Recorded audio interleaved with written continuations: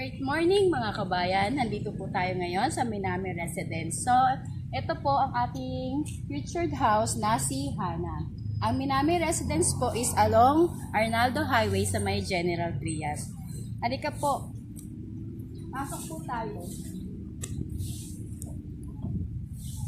Ito po si Hana. As delivered unit po, meron po siyang 54 square meters na floor area and then 80 square meters na lot area. So, meron po itong 3 bedrooms. Dito po sa baba, dito po ang ating sala, ang ating dining, then yung isa po natin toilet.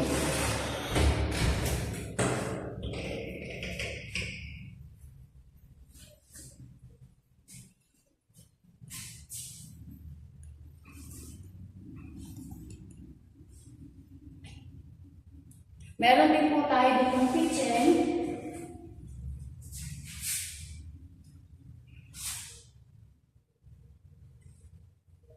As delivered unit po, kung ano po yung makikita ninyo, ay ito na po yung makukuha ninyo once na turn over po sa inyo yung bahay. Then, meron din po tayong back door. Dito po sa back door ninyo, pwede po kayong maglagay ng laundry area ninyo or pwede nyo rin po ipa-extend ang inyong kitchen. May lote pa po ninyo yan hanggang dito. Kasi ito po ay quadruplex. So, kada bahay po ay corner lot.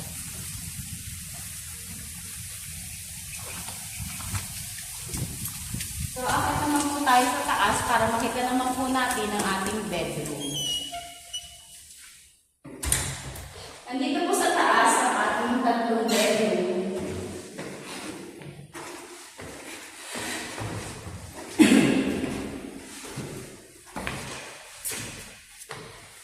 So, ito ang ating bedroom number 1. Kompleto na po yan. May mga saksakan ng aircon, mga switches ng ilaw, mga saksakan po. Then, naka-ready na po yung para sa aircon.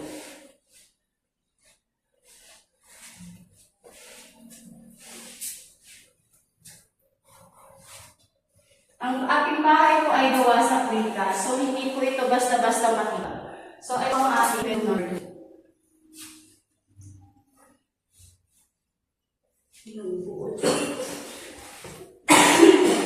Po ang ating bedroom number 2. So, same po sa bedroom number 1, meron na rin po siyang kagaya ng aircon, then saksakan ng aircon, at mga saksakan po, at po sa cable, then switches po ng ilaw. Naka-pre-painted na po ng white yung ating mga wall.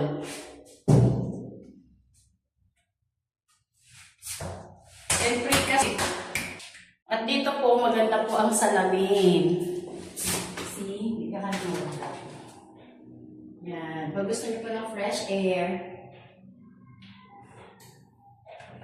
Maganda po ang simoy ng hangin doon po sa may Minami Residence, sa may Arnaldo Highway.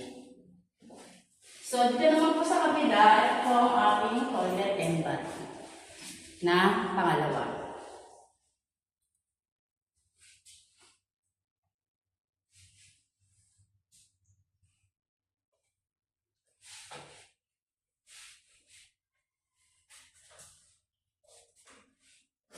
Medyo sarado yung master's bedroom natin. So, pati ito ang ating master's bedroom, bedroom number 3. Nakita ninyo yung ating pong delivered unit. So, samahan niyo naman po ako para makita naman po natin ang idea pag meron na pong lamang gamit ang ating bahay. Pupunta naman po tayo doon sa dress-up unit. Uy! Hi! Ngayon naman po, pupunta naman po tayo dito sa kabila sa ating Hana Quadruplex House na dress-up unit. So, samahan niyo po ako ulit. So, ito pong dress-up unit natin is isang sample idea po para sa inyo at makita ninyo pag meron na pong lamang gamit ang inyong bahay. So, depende po yan sa inyo kung paano niyo po i-decorate yung inyong bahay.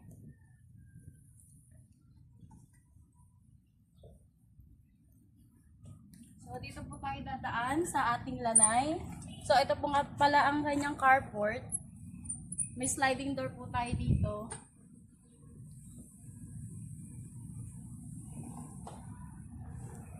Yan, so, welcome po. Yan, so, ito na po ang aking living room.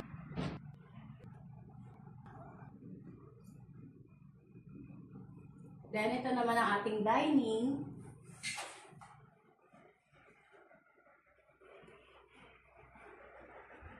Then, punta naman po tayo sa kitchen. Yan. So, dito sa kitchen, makikita nyo dito yung kanilang ref. Yan. Tapos, pina-interior na po yung kanilang kitchen. Pinalik nila ang kanilang lababo. Then, naka-built-in po ang kanilang stove. So, nagpalagay din po sila dito ng mga cabinets. Depende po sa inyo ito. Ito po ay ideas lang po. Nasa sa inyo po kung paano nyo i-decorate yung bahay nyo. And then, syempre, ito po yung ating back door. Andito po yung ating pwedeng gawing laundry area. And then, ito po ang ating bathroom. Tingnan nyo po kung paano nila pinaganda yung bathroom nila. Then, may pailaw pa po ang salamin. Para kitang-kita po natin yung sarili natin. Nabibili lang po yan sa Shopee.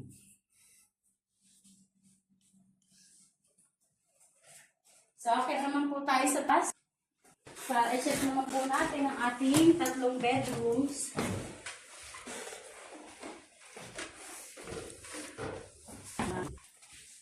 So, na yung ating master's bedroom. Ito po yung ginawa nila sa master's bedroom.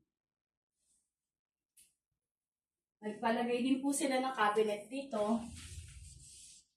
Yan.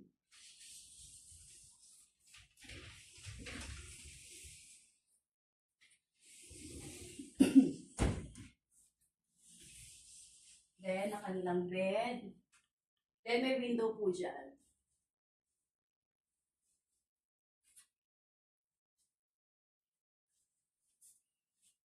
Study table.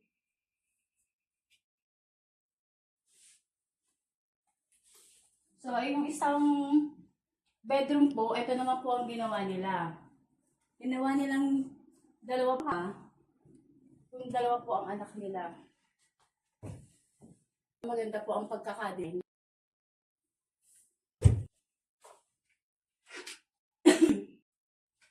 Ito po, nagpalagay. Sila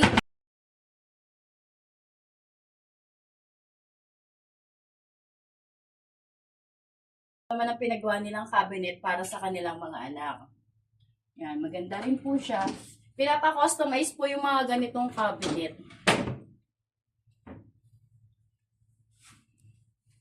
Yan. Diba? Kasya, 2 bata nandito. Kasya po ang 2 kama. So, ito naman po yung ating 3rd bedroom.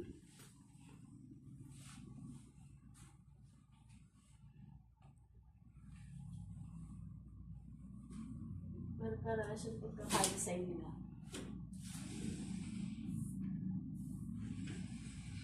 Maganda. Yan, lahat po ng room nila is may study table.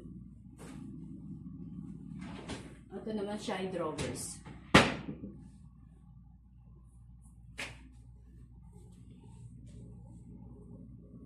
Yan. Then, ito na po ang ating toilet and bath dito sa taas.